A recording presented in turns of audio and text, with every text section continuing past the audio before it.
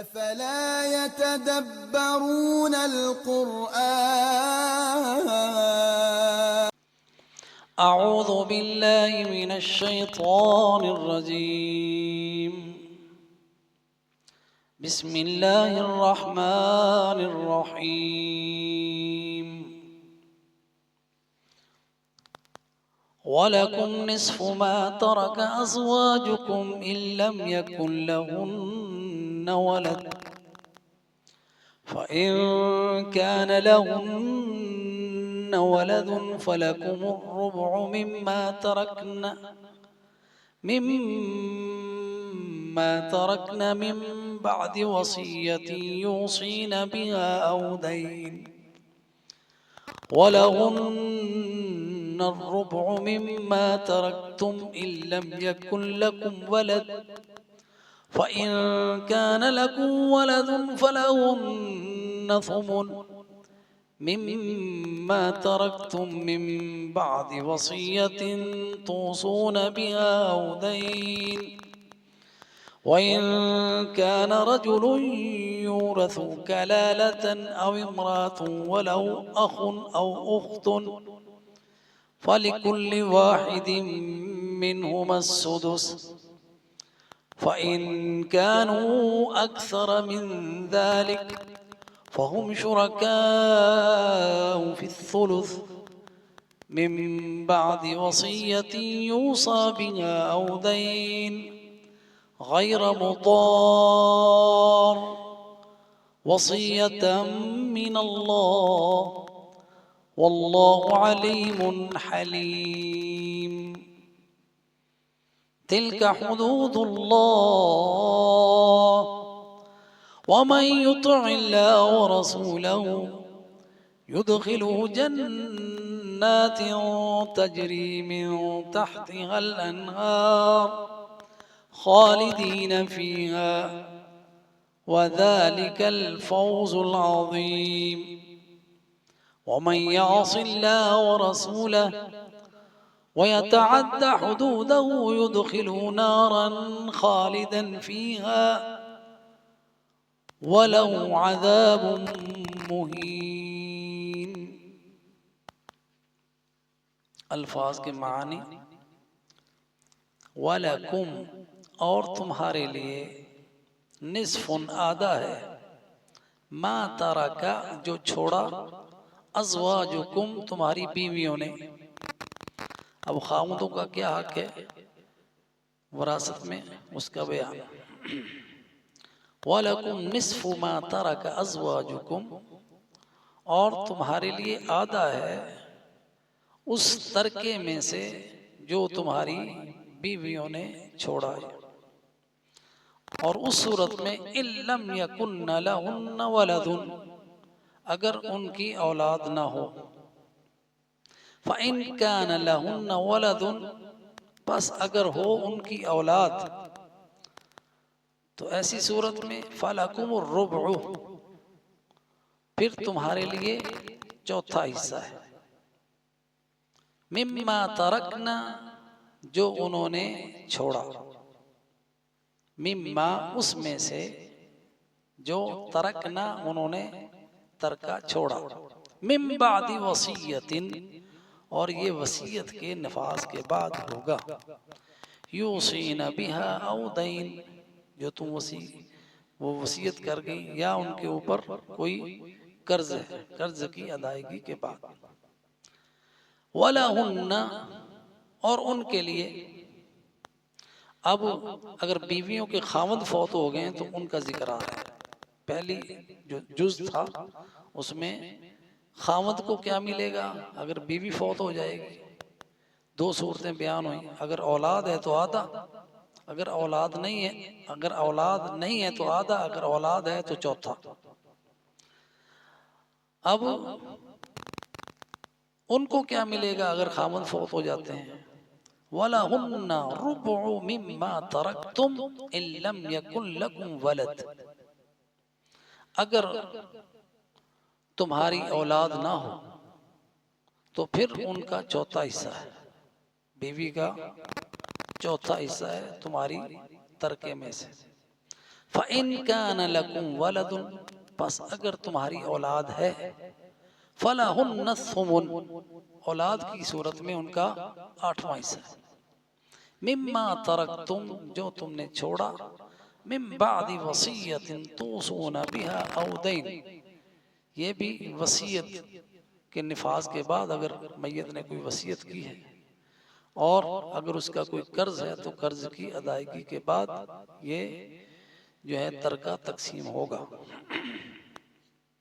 व इन काना रजुलुन, और अगर कोई हो मर्द, यूरसु कलाला, जिसका विरसा लिया जा रहा है। कलाला ऐसा है कि जिसका न बाप है न औलाद है।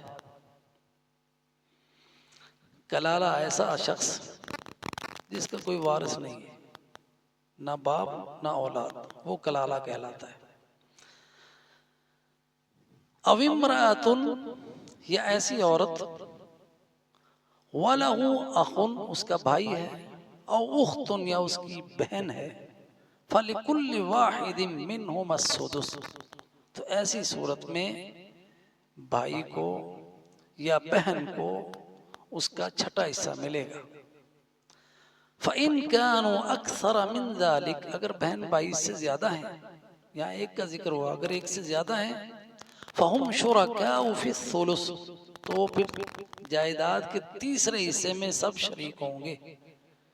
और ये तकसीम होगी कब? मिन बादी वसीयतिन यूसा बिहा औ दैन, वसीयत के नफाज के बाद और कर्ज की अदायगी के बाद। गैर मुदार्रीन, इस तरह के किसी का कुछ नुकसान ना हो। वसीयतम मिन अल्लाह, ये अल्लाह की तरफ से ताकीदी हुक्म है। वल्लाहु अलीमुन, और अल्लाह जानने वाला है, हलीमुन, बुर्दबार। अब इन आयतों को हम जरा, इन हिस्से को जरा दोबारा देख लेते हैं।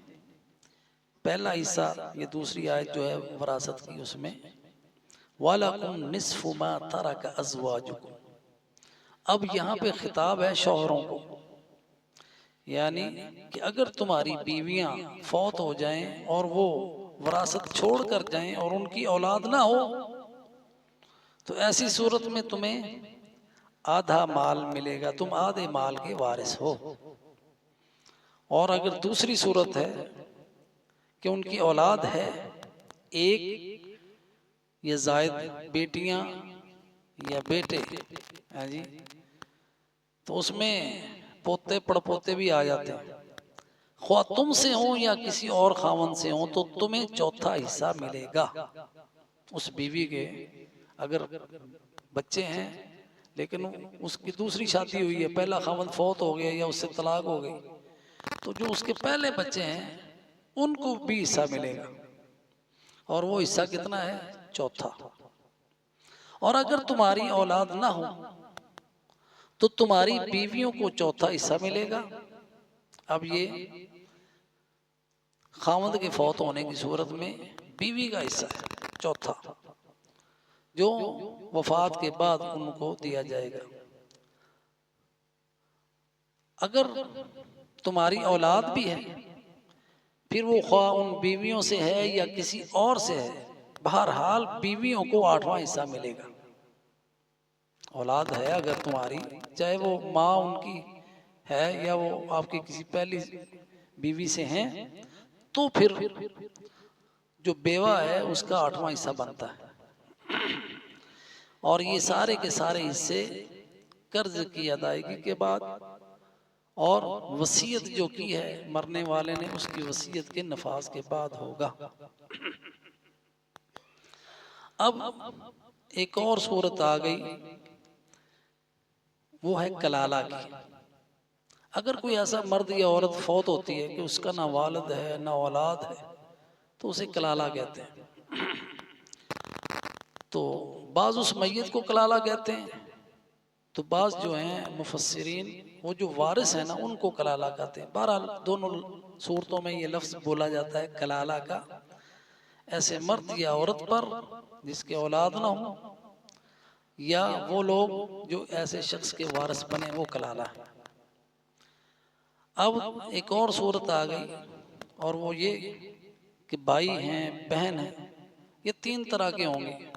बहन भाई जो हैं तीन तरह के, एक वो हैं जो सगे भाई बहन भाई हैं, माँ बाप उनका एक है, उनको ऐनी भाई कहते हैं। एक अल्लाती भाई हैं, यानी जिनका बाप तो एक है लेकिन माएँ मुख्तलिफ हैं। और तीसरी सूरत ये है कि जिनकी माँ तो एक है बाप मुख्तलिफ है।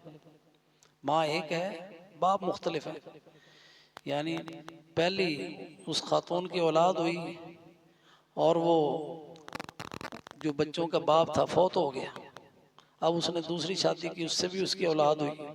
तो ये जो बहन भाई हैं ये जो है ये हैं, ये तीसरी सूरत है उसकी। तो इनके अहकाम वरासत में मुख्तलिफ है। तो अब वो जो एक और जो है वो ये उनके अहकाम ये हैं कि उनको तीसरा हिस्सा मिलेगा। वो तीसरे हिस्से के शरीक हैं जो माँ की तरफ से बहन भाई। वो भाई बहन एक से ज्यादा हो तो मर्द हो या औरतें हो या मर्द और औरतें मिले हुए हों, सब में तीसरा हिस्सा तकसीम होगा। तो वो शुरका फिस्सुलुस है। ये सारे अहकाम अल्लाह ताला ने दो आयतों में बयान कर दिए। जो जो जिन जिन का हक बनता है इन दो आयतों में बयान करना ये अल्लाह का इल्म है, ये मौजज़ा है कुरान का। और इसकी तफसील के लिए तफसीर में और इनकी तफसील में वरासत के लिए बड़ी बड़ी किताबें लिखी गई हैं जिनकी असास यही दो आयतें हैं।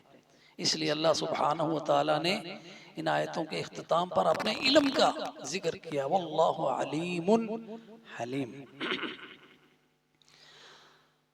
तो गैर मुदार्रीन उससे पहले आया, गैर मुदार्रीन। अब ये कि किसी का भी नुकसान ना हो, उसका ताल्लुक वसीयत से हो या कर्ज से हो, दोनों सूरतों में। वसीयत में नुकसान है, वसीयत करने वाला कैसे पहुंच जाता है कि उसका हक ये है कि वो सिर्फ तिहाई, जो एक तिहाई है वो वसीयत कर सकता है। अगर वो उससे ज्यादा वसीयत कर रहा है तो वो जुल्म कर रहा है, नुकसान दे रहा है, उस वसीयत का नफाज नहीं होगा क्योंकि वो खिलाफ शरीयत है। उतना ही होगा जो एक तिहाई माल है उसकी वसीयत वो कर सकता है। तो इसलिए गैर मुदार्रीन। और दूसरी ज़रर पहुंचाने की ये है कि जिसका हक बने उसका हक ना दिया जाए। तो यहाँ पे ये अल्लाह ताला ने सबके हक बयान कर दिए कि किसी का भी कोई नुकसान ना हो। और ये अहकामात बयान करने के बाद हैं जी, अल्लाह सुब्हानहू व तआला ने फरमाया तिल्का हुदूदुल्लाह, ये अल्लाह की हदें हैं, इनको पामाल ना करो। ये ना समझना कि आप माल हड़प करके आप जो है अपना फ़ायदा कर रहे हैं, अल्लाह की हद क्रॉस कर रहे हो और ये बहुत बड़ा गुनाह है। और आपने इसमें अल्लाह के और उसके रसूल की फरमाबरदारी करनी है। वमन युतिइल्लाह व रसूला, जो इन अहकाम को मानेगा ये दुनिया का माल इधर रह जाना है, अल्लाह तुम्हें जन्नत में दाखिल करेगा, ये तो इधर रह जाना है। वो जो छोड़ के गया है उसके पास नहीं रहा तो तुम्हारे पास किधर रहेगा। तो अल्लाह की इताअत करो इन अहकामात में, उसके रसूल की इताअत करो। अल्लाह युदखिलुहु, उस शख्स को जो अल्लाह और उसके रसूल की इताअत करते हुए हर हिस्सेदार को उसका हिस्सा देगा, अल्लाह ताला उसको जन्नत में कर देगा। कितना बड़ा वादा है। युदखिलुहु, अल्लाह दाखिल करेगा उसको जन्नातिन, एक जन्नत नहीं है, जन्नातिन, कई जन्नतें मिलेंगी जिसकी तफसील हम पिछले एक दर्स में बयान कर चुके हैं। सूरह मोहम्मद में उसकी तफसील है, कैसी कैसी जन्नतें हैं। जन्नातिन, ऐसी जन्नतें हैं, बागात हैं, तजरी बह रहे हैं, मिन तहतिहल अन्हार, जिनके नीचे नहर है। जो नहर है मिन माइन गैरि आसिन है, और मिन लबन लम यतगय्यर ताअमुहु व मिन असलिन मुसफ़्फ़ा, शहद की नहरें हैं, दूध की नहरें हैं, साफ पानी की नहरें हैं। तो वो उसमें खालिदीन फीहा, यहाँ पे जिक्र आया दुनिया में तुमने बड़ा कमा लिया लेकिन छोड़ के आ गए ना, लेकिन ये जो कमाई है ये तुम्हारे पास रहने वाली है। खालिदीन फीहा, ये हमेशा। अगर जन्नत कमा ली ना तो वो फिर तुमने छोड़नी नहीं, तुमसे छूटेगी नहीं। अल्लाह सुब्हानहू व तआला हमेशा के लिए तुम्हें अलाटमेंट दे रहा है जन्नत की। खालिदीन फीहा, ये नफ़े का सौदा है। इसके लिए इंसान को कोशिश करनी चाहिए, ना कि अपनी ज़िंदगी को हल्कान करना चाहिए कि मैं कैसे कब्जा करूँ। अब इधर कब्जा ग्रुप बने हुए हैं, समझते हैं कि बदमाशी से कब्जा कर रहे हैं और बड़ा मज़ा कर रहे हैं। अल्लाह ताला उनको सज़ा देता है और सज़ा उनको दुनिया में भी मिल जाती है या बरज़ख में मिल जाती है, कब्र में या फिर आखिरत में। 3 जगह अल्लाह ने सज़ा के लिए मुकर्रर की हैं, 3 जगह। हमने एक देखा यहाँ पे बड़ा कब्जा ग्रुप था, बदमाश था, हर तरह उसके अपने ही वकील थे, मुकदमों भी जीत लेता था, जहाँ देखा जगह खाली है कब्जा भी कर लेता था। फिर उसकी टांगे भी कटी, वो बीमार भी हुआ, तड़प तड़प के मरा। तो दुनिया में ये सज़ा है। क्या ये माल का क्या फ़ायदा अगर इंसान के पास सेहत भी ना रहे, उस माल को क्या करना है जी। दुनिया में सज़ा मिल जाती है। तो अल्लाह सुब्हानहू व तआला की और अल्लाह के रसूल की जो बंदा इताअत करता है और इस अब हक के सिवा कुछ नहीं लेता, हलाल खाता है और हराम से बचता है, अल्लाह हमेशा के लिए जन्नत तलाश करता है। और साथ ही ताकीद फरमाया वज़ालिकल फौज़ुल अज़ीम, ये है कामयाबी, ये है बहुत बड़ी कामयाबी। और अगर उस दूसरी सूरत भी अल्लाह ने बयान कर दी, वमन यअसिल्लाह व रसूलह, और ये विरासत की तकसीम की बात आ रही है। जो अल्लाह और उसके रसूल की बात नहीं मानेगा, जिसका हक क्या नहीं दे रहा, बैठा हुआ है साम बांध कर, वो अल्लाह और उसके रसूल की नाफरमानी कर रहा है। ये ना समझे कि मैं माल खा रहा हूँ। और शैतान कितने बहाने जो है इंसान को देता है, पता है कि ना हक है, लेकिन वो उसकी कोई ना कोई ताबीर करके अपने आप को मुतमईन करता है जी। ये तो मैंने कमाया था, ये तो अब्बा जी को मैंने इतने कमाई ला के दी थी, कई बहाने बन जाते हैं जी। अगर अब्बा जी के नाम है ना चीज़, तो वो अब्बा जी की विरासत ही है। या तो उनकी ज़िंदगी में फैसला कर लो अब्बा जी को सामने बिठा के, हैं जी वालिद साहब, ये हर मामला जो है ये वालिदैन की भी जिम्मेदारी है कि वो क्लियर कर दें, भाई ये जो जायदाद है ना बच्चों, ये मैंने ये फलां की कमाई से बनाई है, इसमें तुम्हारा हिस्सा नहीं है, बाद में इसमें विरासत में तुम हिस्सेदार नहीं हो, मैं क्लियर करके जा रहा हूँ जी। उनकी जिम्मेदारी भी, ताकि बाद में बच्चों में लड़ाई ना हो, वो अपना हक समझ रहे हैं और उनका हक हो ना।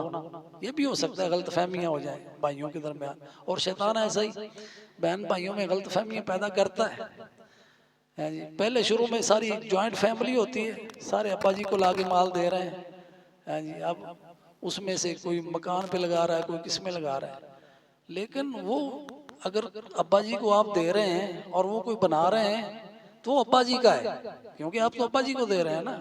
अब ये कहें कि ये मैंने दिया था, अब उस पर तुम्हारा हक नहीं रहा, अब वो विरासत में है। अगर तुम चाहते हो कि तुम्हारा हो तो अब्बा जी के होते हुए ये फैसला उनसे करवा लो, वो तुम्हारे नाम कर दें। अगर ऐसा नहीं हुआ तो फिर बाद में झगड़ा ना करें, ताकि भाइयों में जो मोहब्बत है वो कायम रहे और अल्लाह और उसके रसूल की फरमाबरदारी रहे और रिश्तेदारों से ताल्लुक कायम रहे, उसका भी अल्लाह ने हुक्म दिया। तो ये चीज़ें जो हैं दुनियावी, ये आपस में झगड़े का बायस नहीं बननी चाहिए। तो अगर कोई शख्स अपना हक लड़ाई की वजह से छोड़ देता है कि भाई मैं अपने भाई से लड़ना नहीं चाहता, अल्लाह सुब्हानहू व तआला जन्नत में उसका घर बना देते हैं। और ये हदीस है कि जो झगड़ा इसलिए छोड़ता है, उस अपना हक इसलिए छोड़ता है कि रिश्तेदार के साथ उसकी लड़ाई ना हो, अल्लाह के रसूल ने फरमाया मैं जामिन हूँ उसका, मैं जामिन, हदीस है, मैं जामिन हूँ उसका घर होगा जन्नत में। तो अगर कोई इस तरह कुर्बानी देता है तो अल्लाह के रसूल सल्लल्लाहु अलैहि वसल्लम की बिशारत है उसके लिए। लेकिन हमें इन सब मामलात में अल्लाह और उसके रसूल की फरमाबरदारी करनी है। तो अगर नाफरमानी करेंगे फिर क्या है, वमन यासिल्लाह व रसूलह, जो नाफरमानी करेगा अल्लाह की और उसके रसूल की, ये अल्लाह ने हदें कायम की हैं, व यतअद्दा हुदूदहू, और उसकी हदों को पामाल किए करेगा, जो हिस्सा दिया है उससे ज्यादा लेना हद को पामाल करना है। अल्लाह क्या करेगा, युदखिलहु नारन, दुनिया में तो ले लिया माल ना, आखिरत में आग है, अल्लाह आग में दाखिल करेगा। और दाखिला भी कैसा है, खालिदन फीहा, फिर वहां से निकलना नहीं होगा, हमेशा के लिए उसमें रहेगा। वलहु अज़ाबुम मुहीन, देखिए कितनी वईद आई है, और उसके लिए जिल्लत आमेज अज़ाब है। तो अल्लाह ताला ने वरासत की ये जो हिस्से मुकर्रर किए हैं, ये अल्लाह ताला की हुदूद हैं। जो उन हिस्सों का ख्याल रखेगा वो अल्लाह और उसके रसूल की इताअत कर रहा है, वो कामयाब है। और कुर्बानी भी अगर दे रहा है, अपने हिस्से से ज्यादा भी दे रहा है, वो इशार और कुर्बानी का मुजाहरा कर रहा है, तो अल्लाह ताला उससे बेहतर उसको अता फरमाएगा। और ये हमने अमली तौर पर देखा है, अमली तौर पर देखा है कि जो अपने झगड़े से हक में, अपने हक से दस्तबरदार होते हैं, अल्लाह ताला उनको दुनिया में इतना नवाज देता है, दुनिया में भी अल्लाह ताला बदला देता है। आखिरत में तो जन्नत मिलनी मिलनी है, दुनिया में भी मिल जाता है। तो अल्लाह सुब्हानहू व तआला के वादों पे यकीन करें। भाइयों, ये दुनिया फानी है, इसके लिए भाई बहनों और रिश्तेदारों से उनका ना हक मारें, ना उनसे लड़ाइयाँ करें।